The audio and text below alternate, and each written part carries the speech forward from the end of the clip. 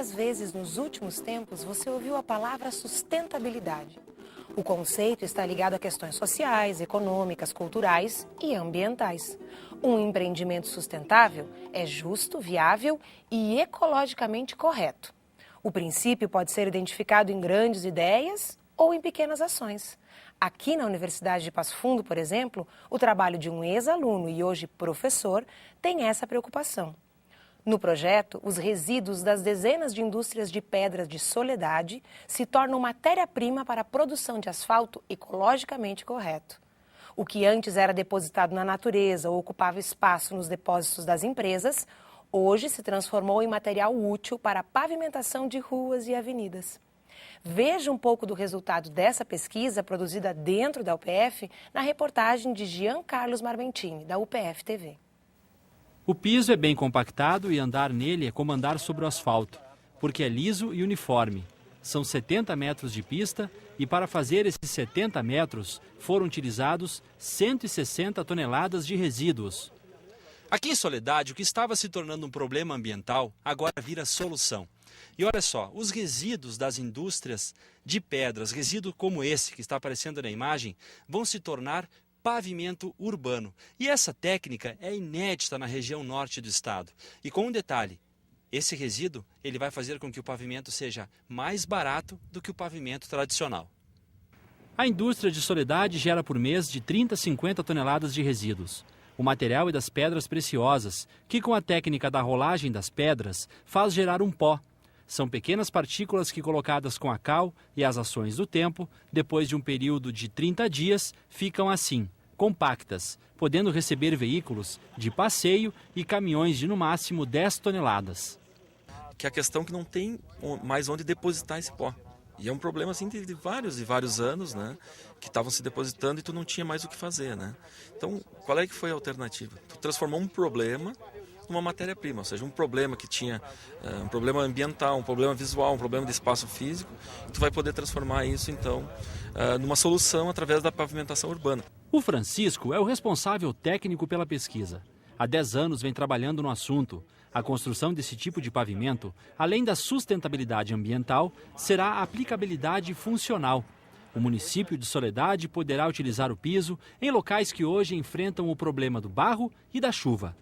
A ideia justamente é que a gente consuma todo esse material, dê um destino bem adequado a ele e que ele se reflita numa obra parecida como essa que a gente está vendo aqui. É algo que seja um material alternativo, um material que de baixo custo, de certa forma, e que vai fornecer características de capacidade de suporte, ou seja, de resistência adequadas a um tráfego urbano médio ou leve. A equipe está avaliando a possibilidade do uso de cimento. No caso da utilização do cimento, ele não vai ter essa variável tendo como influência, digamos, no desempenho final da resposta desse material aqui depois de aplicado. A pista experimental aqui no CT Pedras de Soledade foi construída com apoio do município, que cedeu mão de obra e máquinas para execução. Isso aqui para de ir para dentro do rio, isso para de ir para qualquer outro local e passa a ser um resíduo extremamente importante. Hoje ainda sem valor comercial, mas dentro de pouco tempo com um valor comercial agregado bastante importante. Nós valorizamos muito a pesquisa científica de vários tipos, mas aquele tipo de pesquisa que ela tem um vínculo mais direto com a população, realmente é uma coisa que nós temos uma atenção especial e aqui nós temos um belo exemplo disso. O trabalho foi realizado por integrantes do Grupo de Pesquisa de Desenvolvimento de Materiais Alternativos, aplicados à pavimentação de baixo custo. O grupo está vinculado ao programa de pós-graduação em engenharia e ao curso de engenharia civil da UPF. O maior exemplo está nessa pista, porque o professor, que hoje é o professor de rodovias, foi em 2002 a 2004 bolsista de iniciação científica no desenvolvimento de material no laboratório. Ele conseguiu se formar na UPF, fazer seu mestrado, fazer seu doutorado, fazer concurso, voltar como professor e aplicar na prática uma pesquisa que ele tinha iniciado. Para entendermos melhor como foi essa descoberta, recebemos aqui no estúdio da Universidade Aberta o professor Francisco Dalla Rosa e a aluna Vanessa Spir. Tudo bom, Francisco? Tudo bem, boa noite. Boa noite, tudo bom, Vanessa? Tudo bom, boa noite. Francisco, em que quantidade esse material era armazenado? A gente viu ali que é em torno de 50 toneladas, de 30 a 50. Aonde ele era guardado e que prejuízos ele causava por estar só acumulado lá? Bom, esse é um material que vem sendo produzido pela indústria de pedras semi-preciosas na cidade de Soledade. E esse material, atualmente, ele vinha sendo depositado no pátio das empresas ou locais que pudessem ocorrer o transporte desse material com a ação da chuva, digamos, a água da chuva. Então, esse material acabava indo para um rio e gerando problemas de assoreamento ou estancamento do rio. E dessa forma, ele acabava prejudicando o meio ambiente. Mas ele não tem nenhum material que contamine a água desse rio? Não. Na sua constituição básica, ele é composto principalmente de sílica. E ele não é um material como os metais pesados que a gente é acostumado a ouvir falar na mídia, né? Ele é um material que, considerado do ponto de vista ambiental, como sendo um material inerte. Então, isso caracteriza a sua utilização com mais facilidade, como a gente está fazendo nesse projeto aí. E como foi assistir e participar da evolução do projeto durante 10 anos, já que tu começou como aluno, né, e hoje tu é professor e continua envolvido, quer dizer, quantos passos tu deste junto com esse projeto? Na verdade, esse projeto foi a partir da oportunidade que eu tive de trabalhar como bolsista de iniciação científica, né? Isso começou lá no segundo semestre de 2000, e a gente começou desenvolvendo estudos, e o auge do estudo em laboratório desse material se alcançou ali por volta de 2001, 2002, onde a gente começou a montar um banco de dados de resultados de resistência que foram avaliados. Vale ressaltar aqui que também esse material ele não foi só ele utilizado com cal, a gente propôs misturas também de solo e resíduo e cal. E a gente optou daí, depois desse estudo, a gente conseguiu encontrar essas características fundamentais desse material. E esse estudo ele continuou até esse período de 2002. Depois ele foi, no período de 2013 eu acabei entrando no ano final de graduação, né, no último ano da graduação. Eu me envolvi com um projeto de pesquisa um pouquinho diferente, na minha monografia final, mas vinculada dentro da área de engenharia civil. E daí depois eu acabei saindo para realizar a pós-graduação, que seria o mestrado e o doutorado. E isso demorou um prazo aí de uns 6 anos, 5 anos e meio, quando eu recebi o convite para retornar à Universidade de Passo Fundo, não mais como aluno, mas como professor da cadeira de rodovias, projeto de restauração de pavimentos. E aí depois, na sequência, acabou se abrindo espaço num concurso dentro da universidade, fui selecionado e hoje sou o professor que trabalha nas áreas vinculadas com a parte de rodovias, projeto de execução, projeto geométrico, que é o traçado da rodovia, projeto de restauração, como é que se faz a avaliação. E a Vanessa está caminhando pela mesma área, Vanessa. Exato. Bolsista de pesquisa. E me diz uma coisa, como é que vocês estão testando a durabilidade desse asfalto feito com esse resíduo de pedras? Na verdade, o que a gente está propondo, a gente conhece o comportamento muito bem dele em laboratório. E daí a gente vale ressaltar que em laboratório a gente tem condições perfeitas. Tá certo? A gente tem o que tem no laboratório é tudo muito bem controlado. Temperatura, dosagem. Quando a gente vai para campo, a gente tem questões executivas em campo. Tá certo?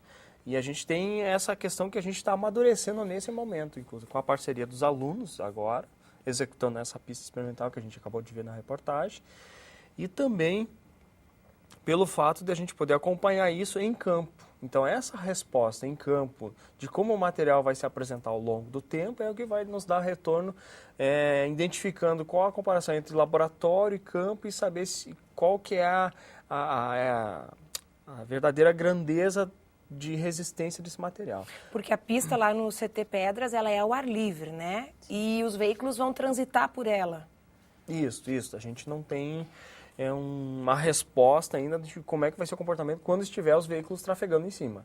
A gente sabe que em laboratório a gente conseguiu alcançar resistências e até, por sinal, valores bem significativos, característicos de materiais de boa qualidade, em função dessa mistura, mas a gente quer saber em campo como é que isso vai realmente se comportar. E por isso a ideia de concretizar o estudo com esse trajeto experimental, utilizando a cal, enfim, e é o que foi apresentado ali anteriormente. E Vanessa, já tem um preço esse asfalto? A gente já sabe dizer quanto é que ele vai custar? No momento ainda não, porque vai ser analisado, feitos os testes, a pista lá em Soledade ainda vai receber uma camada de pintura e a partir disso vai se analisar os resultados, fazer teste da resistência e quantificar os custos, os valores que essa pista vai ter. Quer dizer que por enquanto é só teste, ninguém pode usar o asfalto ainda. Eu acho que a gente tem que ter, quando se surge uma ideia nova, principalmente, vale notar aqui que a gente tem 10 anos aí envolvendo esse estudo. A gente precisa consolidar muito bem as ideias e conhecer muito bem como é que funciona esse material novo para poder fazer a aplicação dele em campo. Ou seja, se eu descobrir, de repente, alguma coisa hoje que seja muito interessante e querer de imediato fazer isso, eu posso condenar a técnica. Então, a gente precisa conhecer todos os pontos onde a gente precisa saber como é que o material vai se comportar, como é que ele vai atuar, para a gente saber tomar as decisões para poder trabalhar nesse material de forma adequada. E o que vocês estão misturando? Quer dizer, o que é misturado? É o resíduo das pedras e o que mais? No momento, tem uma pista que foi executada em Soledade, ela foi feita com resíduo e cal. Agora a gente está realizando ensaios no laboratório, também trocando o cal pelo cimento, porque o cimento ele tem uma reação mais rápida do que a cal. Sendo assim, a pista ficaria pronta mais rápido, o tempo hábil de utilização mais rápido do que com a cal em campo. E isso pode também baratear o custo ou vocês acham que isso pode encarecer o custo? Como o professor falou, quando a pesquisa foi iniciada, a cal e o cimento eles tinham uma relação de custo bem distante, no caso, mais ou menos 50%. Hoje já o preço está mais parecido, então teria que se fazer uma análise para ver o teor de cimento que vai ter que ser utilizado, para ver o custo, as diferenças que terá a utilização da cal e do cimento. Esse asfalto ele não é para o centro da cidade, né? Não, esse lugar de trânsito intenso. A gente tem um problema que os pavimentos eles têm a sua durabilidade, ela é função de várias características, desde ações do tempo, enfim, do clima, ações de intempérie, enfim, ações devidas ao tráfego, tá certo? O tipo de tráfego e ações do próprio material, como ele se reage perante a utilização dele em campo. Então, se a gente tiver um fluxo de veículos com extrema intensidade ou cargas muito elevadas, digamos, o peso dos veículos se for muito alto, como ocorre nas rodovias aí da região de Soledade, da nossa região de Passo Fundo, esse material ele vai apresentar uma certa durabilidade, mas não vai ser a mesma durabilidade que a gente esperaria no local de tráfego leve. Bom, nós vamos falar um pouquinho mais disso daqui a pouquinho. O Universidade Aberta faz um rápido intervalo e volta já já.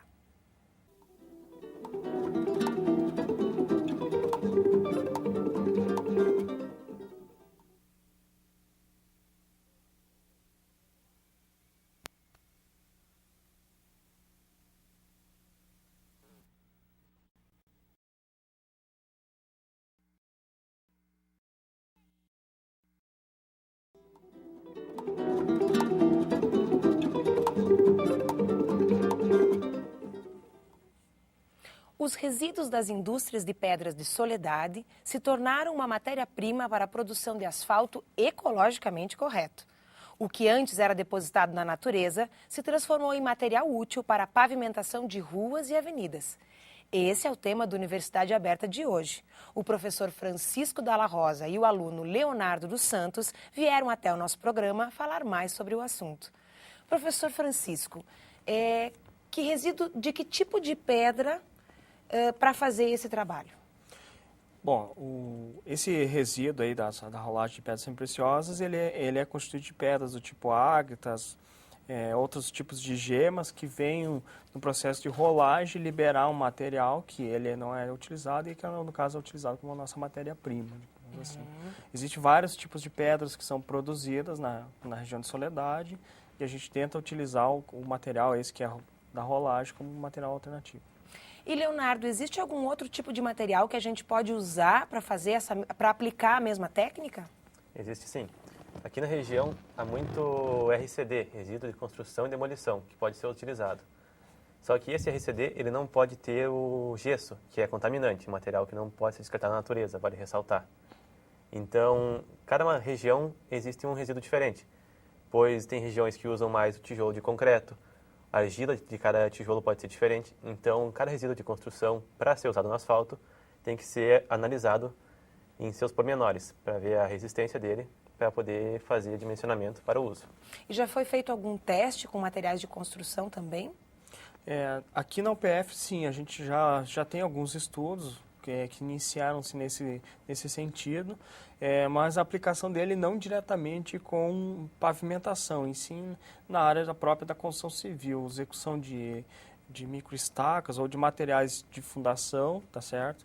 Para reforço de fundação, para poder, então, ao invés de utilizar, por exemplo, fundações profundas, que a gente conhece como estacas ou estacas escavadas, ou a gente chama de microestaca na região, mas o termo correto é estaca-broca, é a substituição por sapatas apoiadas sobre esses materiais que eles dão uma capacidade, uma resistência do terreno maior. Se eventualmente, Leonardo, junto com esse material residual de construção, por exemplo, o gesso se misturar, alguém utilizar, qual é o mal que isso pode causar? Quer dizer, se junto com o material houver algum resíduo que contamine? Exatamente. Ele, como foi falado no resíduo das pedras, ele é material inerte das pedras, então ele não vai contaminar, a chuva não vai carregar nenhum metal, nenhum contaminante para o lençol freático, para o rio. Já o gesso, ser misturado com outros resíduos, a hora que ocorrer a chuva, fizer a lavagem no material, ele pode carregar contaminantes para as águas, para os rios, para o lençol freático. Esse é o problema que ele pode causar. O asfalto comum não tem esse problema, né? Porque a água que escorre vai direto para o esgoto pluvial. Na verdade, porque a camada do pavimento em si só, a gente chama do concreto asfáltico, que é a camada preta que a gente vê por cima visualmente, pela constituição dele levar, a gente chama de o ligante asfáltico, ou o pessoal muitas vezes caracteriza como piche, né, na região, alguns falam, ele é um material impermeabilizante, então a água, em vez de drenar para a estrutura do pavimento abaixo, ela drena para o lado de fora. Por outro lado, se os pavimentos que têm essa capacidade ou esse problema de, ao invés de drenar a água para os escoamentos pluviais, que seriam as sarjetas, escoar para as estruturas do material que estão abaixo, e principalmente o solo, a gente chama de subleito, onde a cancha que foi preparada, essa via, vai sofrer consequências com a presença dessa água. Essa água para nós não é útil lá embaixo. Então a gente se obriga, quanto melhor a drenagem for do pavimento, melhor a qualidade dele também. É uma das características. Esse asfalto que vocês estão propondo, né, essa técnica que está sendo estudada, ela pode ser aplicada, por exemplo, em estradas de chão do interior das cidades? Isso tem que tomar um aspecto bem cuidadoso, porque muitas estradas vicinais são utilizadas para o escoamento de produção de grãos aqui na nossa região, né? Então, aquele nível de tráfego pesado que a gente vê nas rodovias também acaba se concretizando também nessas regiões de estrada de chão, que a gente chama, né? Que são essas estradas rurais não pavimentadas. Então, pode-se e deve-se tomar um cuidado extra com esse tipo de aplicação. A ideia nossa do trabalho é que esse material seja aplicado aonde? Naqueles bairros onde tem pouca circulação de veículos, e os veículos que circulam são veículos leves, e que isso viabiliza, então, ao invés de utilizar materiais nobres, por exemplo, ir lá numa pedreira, detonar a rocha, levar no britador, transformar ele num agregado compatível para se instalar ali, como é uma brita de basalto, outras rochas, a gente utiliza esse material alternativo em substituição. Por isso que talvez torna, assim, no caso ele torna mais conveniente, porque a gente tira ele da natureza e substitui aquele material que era um material nobre por um material alternativo que vai nos conferir resistência adequada também para aquela situação. E Leonardo, para ti como aluno, como é fazer parte de um projeto que tem uma dimensão social e ecológica tão grande? Bom, é muito gratificante a gente ver que a gente pode fazer alguma coisa que melhore a nossa sociedade. A gente está trabalhando uma alternativa sustentável para estradas, para qualquer outra coisa que venha poder se aplicar a esse material. É muito gratificante. E, Leonardo, de que forma esse trabalho todo, né? Primeiro, quanto tempo vai levar para isso estar assim, ok, podemos começar a usar? Qual é a expectativa de vocês? A gente tem uma ideia aí de que nos próximos meses a gente já consiga ter uma resposta. Imaginamos aí que em um ano de atividade, digamos assim, a gente já tenha parâmetros suficientes para quantificar quais foram os benefícios que aquela pista lá nos apresentaram. E ela se encontra num estado ainda adequado para o tráfego, de veículos ou ela já começa a ter alguns problemas pontuais? Isso a gente quer descobrir nesse período. E depois dessa exploração desse material de soledade, vocês pretendem explorar os resíduos disponíveis em outras cidades da região? Eu acho que, no meu ponto de vista, sim, a universidade em si, o grupo de pesquisa e o programa de pós-graduação, a gente se foca nessa área de infraestrutura e meio ambiente. E quanto mais a gente puder contribuir para a sociedade com trabalhos dessa magnitude ou dessa intensidade, eu acho que, com certeza, a gente está sempre de portas abertas a tentar estudar novas oportunidades. Para a gente encerrar o programa e tocar um pouquinho nessa questão da participação do acadêmico, dessa relação professor-aluno, eu queria que tu falasse um pouquinho, Francisco. Tu foste aluno, virou professor, viu um projeto de tamanha importância se desenvolver e fez parte do desenvolvimento desse projeto. Como é para ti estar agora com bolsistas, né? Quer dizer, estar orientando alunos, encaminhando alunos. E também, o que tu acha que a engenharia civil deveria se focar, que ainda não está fazendo e que traria benefícios significativos para a nossa região? Bom, a primeira uma pergunta de cada vez tentar responder, né? Mas, assim, saber que no passado eu era um bolsista e, claro, assim como eu recebi uma oportunidade, acho que todos os alunos que trabalham na engenharia civil, ou qualquer outro aluno de iniciação científica, ele recebe uma oportunidade de desenvolver um estudo. E o estudo, quando se traz respostas como essas que a gente está vendo, e repercussão dessa forma como a gente está vendo, torna-se gratificante, o aluno se torna um entusiasta também. Ele fica maravilhado vendo aquilo sendo concretizado na real. Então, muitas vezes a gente acaba desenvolvendo um estudo que a gente demora algum tempo para se concretizar na forma de uma experiência profissional, na forma de uma execução de uma pista, puxando, digamos assim, para o nosso tema aqui da reportagem de hoje, né? E aquilo que no passado, os conhecimentos que eu adquiri do meu orientador, né? Hoje professor integrante também do grupo de pesquisa, o professor Dr. Antônio Tomé, esses conhecimentos trabalhando em parceria com ele, depois amadurecimento na época de mestrado e doutorado, propiciaram o retorno à universidade e propiciaram hoje eu estar trabalhando com um grupo de pesquisa muito forte, muito bem consolidado, pessoas que têm um grande interesse no tema a ser desenvolvido. E eu só tenho a agradecer a eles também, porque certamente aquilo que eu desenvolvi, que está sendo desenvolvido aqui, se não fosse o apoio dos alunos que estão envolvidos, não teria ocorrido, não teria acontecido, tá certo? E a questão da contribuição da engenharia civil. Exato. E daí, com a relação da contribuição da engenharia civil, a gente pode ter uma noção na verdade, eu diria assim, muito ampla, porque a engenharia civil trabalha com vários tipos de obras de infraestrutura. Eu, por exemplo, sou professor e trabalho com a área de infraestrutura de transportes, infraestrutura rodoviária. Mas a gente tem, no Brasil, hoje, uma carência muito grande de profissionais na área de engenharia civil, certo? E o Brasil, para crescer, a gente precisa de obras de infraestrutura, Infelizmente, a gente não consegue crescer de outra forma. A gente precisa ter portos, a gente precisa ter rodovias bem qualificadas, precisa ter ferrovias, precisa ter usinas hidrelétricas. Claro que sempre respeitando essa questão de sustentabilidade, ou seja, sem evitar com que esse tipo de obra tenha grandes impactos ambientais. É uma intenção, digamos, que a engenharia civil deveria se abordar. O trabalho que o professor Francisco desenvolve, junto com o Leonardo, com a Vanessa e com os demais bolsistas do projeto, evidencia como as pesquisas, que parecem uma coisa tão distante, né? Olha, a pesquisa, mas a pesquisa ela tem uma aplicação prática, tentando melhorar a qualidade de vida da comunidade de Passo Fundo e região. O programa de hoje termina aqui, mas a Universidade Aberta volta na próxima semana, apresentando para você tudo que é desenvolvido e o conhecimento construído aqui na UPF. Até lá!